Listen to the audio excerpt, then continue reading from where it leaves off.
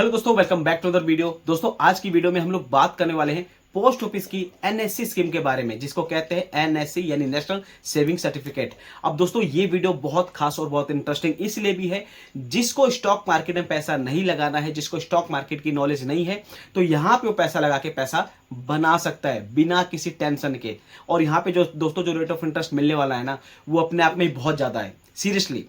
क्योंकि दोस्तों देखो, आज की वीडियो में हम लोग बात करेंगे रेट ऑफ इंटरेस्ट कितना मिलता है, टेन्योर कितना रहने वाला है, एलिजिबिलिटी क्राइटेरिया क्या है, यानी कौन कौन लोग इसके अंदर अपना स्कीम ओपन करा सकते हैं, डॉक्यूमेंट क्या क्या लगने वाले हैं, सेक्शन 80C का बेनिफिट मिलेगा कि नहीं मिलेगा। ये सबसे बड़ी बात है, क्योंकि पोस्ट ऑफिस में बहुत सारी स्कीम्स है जहां पे सेक्शन 80C का बेनिफिट मिलता है, तो इसमें मिलेगा कि नहीं मिलेगा, इसके ऊपर बात करेंगे। क्या इसके प्रॉन्स है, क्या कौन से, यानी क्या माइनस साइड है, क्या इसका प्लस पॉइंट है, इसके ऊपर भी हम बात करने वाले हैं। कौन इसके अंदर इन्वेस्ट कर सकता है, इसके ऊपर भी हम बात करने वाले हैं। यानी अगर आप लोग इस वीडियो को एंड तक देखते हो तो आपको पोस्ट ऑफिस की एनएससी स्कीम के बारे में सब कुछ पता चल जाएगा, डॉक्यूमेंट से लेकर टेन्योर, यानी सब कुछ मैं बताने वाला हूं। बस आपके 5 मिनट लूंगा, 5 मिनट में आपको मैं बता दूंगा, ठीक है। चलिए शुरू करें। चलिए, तो सबसे पहले दोस्तों हम बात करते हैं कि पोस्ट ऑफिस की एनएससी स्कीम है क्या चीज। तो भाई पोस्ट ऑफिस की जो एनएससी स्कीम है, ये भारत सरकार के द्वारा पोस्ट ऑफिस के द्वारा स्कीम चलाई जाती है, ठीक है, जो कि एक सेविंग सर्टिफिकेट के नाम से जाना जाता है, जिसको शॉर्ट में कहते हैं एनएससी यानी नेशनल सेविंग सर्टिफिकेट, ठीक है। अब इसको ओपन कराने के लिए कहां जाना होगा, पोस्ट ऑफिस जाना होगा। पोस्ट ऑफिस की एकमात्र ऐसी स्कीम है जिसको एनएससी हम लोग कहते हैं। इसी का जो मेन ऑब्जेक्टिव हो क्या चीज है, तो सेफ इन्वेस्टमेंट करने का ऑप्शन देना। जी हाँ दोस्तों, सेफ इन्वेस्टमेंट करने का ऑप्शन देने का मतलब ये है कि जैसे मैंने आपको वीडियो के शुरू में बताया कि जिनको स्टॉक मार्केट की नॉलेज नहीं है, जो स्टॉक मार्केट में पैसा लगाना नहीं चाहते हैं, जिनको म्यूचुअल फंड नहीं पता है, एसआईपी नहीं पता है, फ्यूचर एंड ऑप्शन नहीं पता है, कमोडिटी नहीं पता है, तो वो अपना पैसा यहाँ पे इन्वेस्ट कर सकते हैं। और यहाँ पे टैक्स में आपको हेल्प मिल जाता है। जी हाँ दोस्तों, जैसे मैंने यहाँ बताया कि टैक्स में बेनिफिट मिलता है कि नहीं मिलता है, तो टैक्स में बेनिफिट तो दोस्तों इसके अंदर मिलता है। कितना मिलता है, कैसे मिलता है, ये मैं आपको बताता हूँ, ठीक है। चलिए, एनएससी को कहां से खरीदा जा सकता है, तो एनएससी को खरीदने के लिए आपको पोस्ट ऑफिस जाना पड़ेगा, यानी पोस्ट ऑफिस के अलावा ये स्कीम आपको कहीं भी नहीं मिलेगी। और अगर आपके जो भी नियर बाई पोस्ट ऑफिस है या हेड ऑफिस है, वहां पे जाइए, इसको आप लोग खरीद लीजिए अपने लिए। उसके बाद इंपॉर्टेंट बात क्या है दोस्तों, इसका एनएससी जो बैंक में, जो ये पोस्ट ऑफिस की एनएससी स्कीम है, ये बैंक में अवेलेबल नहीं होता है। So keep that in mind. ये नहीं किसी बैंक के चक्कर में पड़ जाओ, ऐसा नहीं है, ये किसी भी बैंक के अंदर अवेलेबल नहीं है।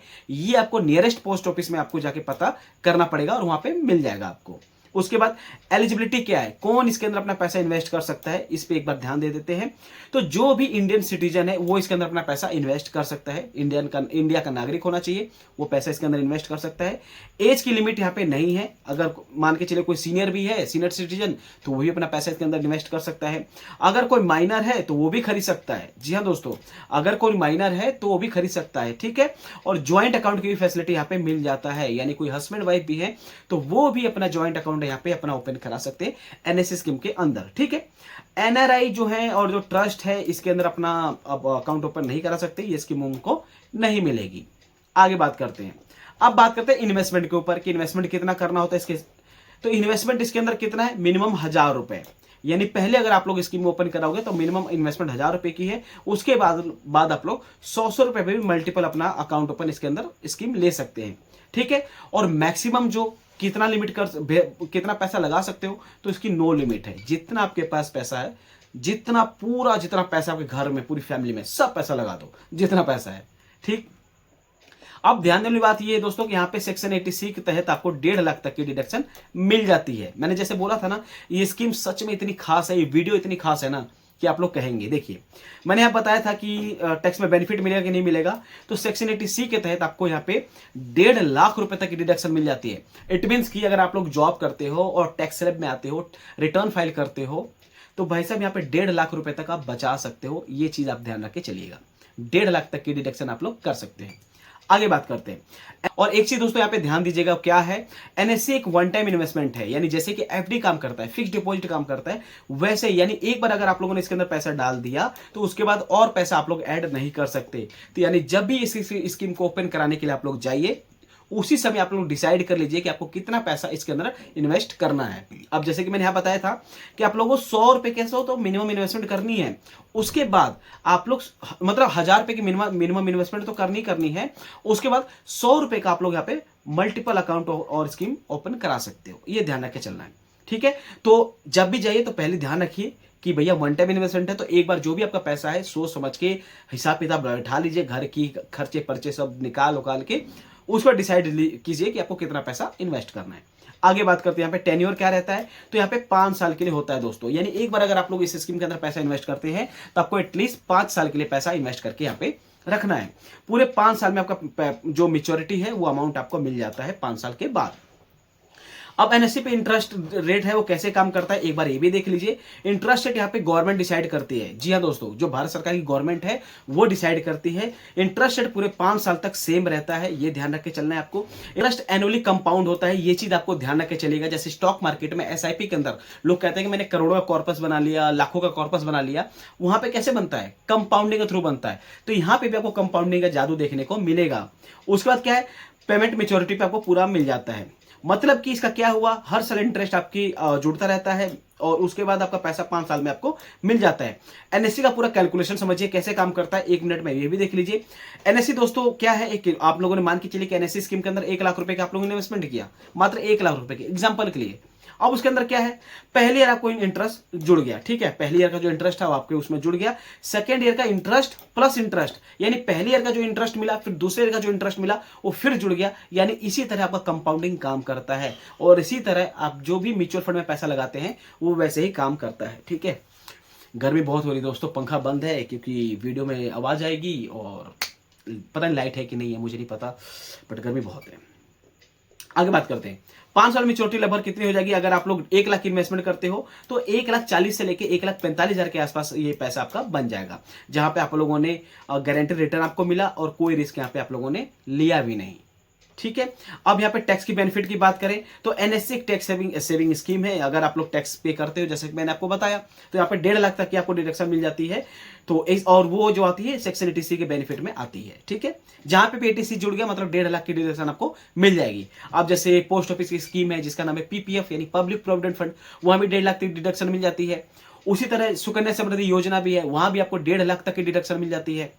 तो ऐसी बहुत सारी स्कीम है जहां पे 1.5 लाख की डिडक्शन मिल जाती है और यहाँ पे भी आपको 1.5 लाख तक की डिडक्शन मिल जाती है। उसके बाद दोस्तों यहाँ पे क्या है, इंटरेस्ट पर भी टैक्स बेनिफिट। आप देखिए क्या है, हर साल यहाँ पे आपको इंटरेस्ट अगले साल इन्वेस्टमेंट माना जाता है, तो यहाँ पे आपको सेक्शन 80 का बेनिफिट भी मिल जाता है। यानी जो आपका इंटरेस्ट एक साल में मिलता है, दूसरे साल वो फिर इंटरेस्ट के साथ इंटरेस्ट जुड़ जाता है, तो कुल मिला के आपको यहाँ पे 80 का बेनिफिट में ही माना जाएगा। यहाँ पे आपको 1.5 लाख तक की छूट दे दी जाती है। अब क्या है दोस्तों, यहाँ पे मेच्योरिटी टैक्सेशन के बारे में क्या है, एनएससी मेच्योरिटी टैक्सेबल यहाँ पे होता है और इंटरेस्ट पार्ट पे आपकी इनकम में ऐड हो जाता है। ये आप थोड़ा सा ध्यान रख के चलिएगा। क्या है, एनएससी जो मेच्योरिटी अमाउंट आपका टैक्सेबल होता है, ध्यान रख के चलेगा, जो भी इसका इंटरेस्ट वाला पार्ट है वो आपकी इनकम में ऐड हो जाता है। ये यानी अगर कुल मिला के बात की जाए तो ये टैक्स सेविंग इन्वेस्टमेंट तो है, मगर पीपीएफ की तरह यहाँ पे टैक्स फ्री मेच्योरिटी नहीं है। एनएससी कितना सेफ है अब देख लीजिए। एनएससी तो सबसे पहले 100% सेफ है कि गवर्नमेंट के द्वारा बैक्ड है और पोस्ट ऑफिस के द्वारा चलाई जाती है, तो यहाँ पे कोई दिक्कत वाली बात नहीं है। और सोवरेन आपको गारंटी मिल जाती है, नो मार्केट रिस्क है, कोई डिफॉल्ट रिस्क है ही नहीं, यानी कोई स्टॉक मार्केट से लिंक है ही नहीं कि यहाँ पे उतार चढ़ाव में ऊपर आएगा, आपका मेच्योरिटी कम हो जाएगा, ज्यादा हो जाएगा, तो ऐसा कुछ वाली बात नहीं, क्योंकि स्टॉक मार्केट से लिंक है ही नहीं ये चीज, ठीक है। अब बात करते हैं दोस्तों यहाँ पे सेफ्टी के मामले में। एनएससी देखा जाए तो एफडी और पीपीएफ से स्ट्रॉन्ग ऑप्शन माना जाता है। एनएससी यानी नेशनल सेविंग सर्टिफिकेट, पीपीएफ यानी पब्लिक प्रोविडेंट फंड और एफडी यानी फिक्स्ड डिपॉजिट से सेफ माना जाता है एनएससी। आगे बात करते हैं लोन अगेंस्ट एनएससी का क्या सीन सपाटा है, ये भी एक बार देख लीजिए। तो अगर आप लोग इसके अंदर अपना पैसा इन्वेस्ट करते हैं तो एनएससी में आपको कोलेट्रल की तरह आप इसको यूज कर सकते हैं, जैसे कि आप लोग गिरवी रख सकते हैं, बैंक से एनएससी के अगेंस्ट आपको लोन मिल जाता है। ये भी एक इसकी बेनिफिट है। इमरजेंसी में आपके लिए एक बहुत बड़ा हेल्पफुल ऑप्शन होता है। लोन अमाउंट आपके एनएससी की वैल्यू पे डिपेंड करता है कि जितना आप लोगों ने पैसा इन्वेस्ट किया होगा उस हिसाब से आपकी जो लोन की अमाउंट है वो डिसाइड हो जाता है। प्रीमेच्योर विड्रॉल के क्या रूल बोलते हैं एक बार ये भी देख लीजिए। तो नॉर्मली यहाँ पे एनएससी को 5 साल के अंदर क्लोज नहीं कर सकते, यानी 5 साल से पहले आप अगर आप चाहें तो क्लोज नहीं कर सकते। स्पेशल कुछ यहाँ पे कंडीशन में अलाउ किया भी गया है कि ऐसा तो नहीं कि लकीर का फकीर बना दिया गया है, कुछ कंडीशन में इसको अलाउ किया गया है। अगर अकाउंट होल्डर की किसी कारणवश डेथ हो जाती है तो उस केस में पैसा निकाला जा सकता है। कोई कोर्ट का केस चल रहा है, अगर कोर्ट ने आदेश ही दे दिया तो कोर्ट के आगे क्या ही बोल सकते हैं भैया, इस केस में पैसा निकाला जा सकता है। और गवर्नमेंट की कोई स्पेसिफिक नोटिफिकेशन है उस कंडीशन में भी यहाँ पे पैसा निकाला जा सकता है 5 साल से पहले। और अदरवाइज अगर ये सारा कुछ नहीं है तो भैया 5 साल तो आपको वेट करना ही पड़ेगा। अब एनएससी स्कीम के फायदे क्या हैं, जो उसके प्रॉन्स हैं क्या है। गवर्नमेंट की गारंटी है भैया, फिक्स रिटर्न आपको मिल जाता है, सेक्शन 80C का बेनिफिट यहाँ पे मिल जाता है, नो रिस्क इन्वेस्टमेंट है, कोई ज़्यादा यहाँ पे रिस्क वाली बात नहीं है, इजी टू अंडरस्टैंड है, कोई ज़्यादा इसके अंदर दिमाग भी नहीं लगाना है, और लोन की फैसिलिटी यहाँ पे मिल जाती है।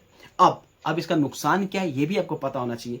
अब नुकसान क्या भैया, लॉकिंग पीरियड है 5 साल का। एक नुकसान में मान सकते हैं कि भैया नुकसान ही है, जैसे पोस्ट ऑफिस, जैसे म्यूचुअल फंड है, म्यूचुअल फंड में कोई नुकसान वाली बात नहीं होती, आज चाहो कल निकालो, परसों चाहो परसों निकालो, जब डालो उसके अगले दिन पैसा निकाल सकते हो। मगर इसके अंदर अगर आप लोगों ने पैसा लगा दिया तो आप लोगों को एटलीस्ट 5 साल तक पैसा लगाना है, कोई अगर कोर्ट केस या कुछ ऐसी चीजें ना हुई तो। इन्फ्लेशन को बीट नहीं कर पाता है, यानी जो इसके ऊपर रेट ऑफ इंटरेस्ट मिलता है वो इन्फ्लेशन को बीट नहीं कर पाता है, मगर सेफ है और सिक्योर भी है। इंटरेस्ट आपका यहाँ पे फिक्स रहता है, ठीक है, और मगर कंपाउंडिंग थ्रू आपका पैसा मिलता रहता है। मेच्योरिटी पे अमाउंट आपका टैक्सेबल होता है। अब डॉक्यूमेंट क्या क्या लगते हैं ये भी एक बार देख लीजिए। तो इसके अंदर आपका लगेगा आधार कार्ड, पैन कार्ड, और क्या एड्रेस प्रूफ लगेगा, पासपोर्ट साइज फोटो लगेगा, और एनएससी फॉर्म को आपको फिल करना पड़ेगा। यानी आधार कार्ड, पैन कार्ड तो मस्ट है पोस्ट ऑफिस की किसी भी स्कीम के लिए। तो ये दोस्तों ओवरऑल हिसाब किताब जहां पे हम लोगों ने बात किया पोस्ट ऑफिस की एनएससी स्कीम के बारे में, A to Z मैंने हर एक चीज से हर एक चीज लिख के लाया था कि आपको कोई भी चीज बताने में छूट ना जाए। डॉक्यूमेंट क्या लगेंगे, कितना टेन्योर रहता है, कितना पैसा लगा सकते हैं, कुछ भी मतलब छोटी छोटी चीजें मैंने बारीकी पे काम किया है। इसके बाद भी अगर कोई भी चीज छूट जाती है जो मैंने नहीं बताया हो तो कमेंट सेक्शन खुला हुआ है, वहां पे भर भर के कमेंट कर दीजिए, मैं रिप्लाई कर दूंगा। बाकी अगर आप लोग इस स्कीम के अंदर पैसा इन्वेस्ट नहीं कर रखे हैं तो भैया इन्वेस्ट कर लीजिए, सेफ है, सिक्योर है, टेंशन वाली बात नहीं है। पोस्ट ऑफिस की गारंटी है, भारत सरकार की गारंटी है, ठीक है। बाकी अगर आप लोग चैनल पे नए हैं तो चैनल को सब्सक्राइब करके बेल आइकन को प्रेस कर लीजिए। मिलते हैं आपसे नेक्स्ट वीडियो में, तब तक के लिए धन्यवाद।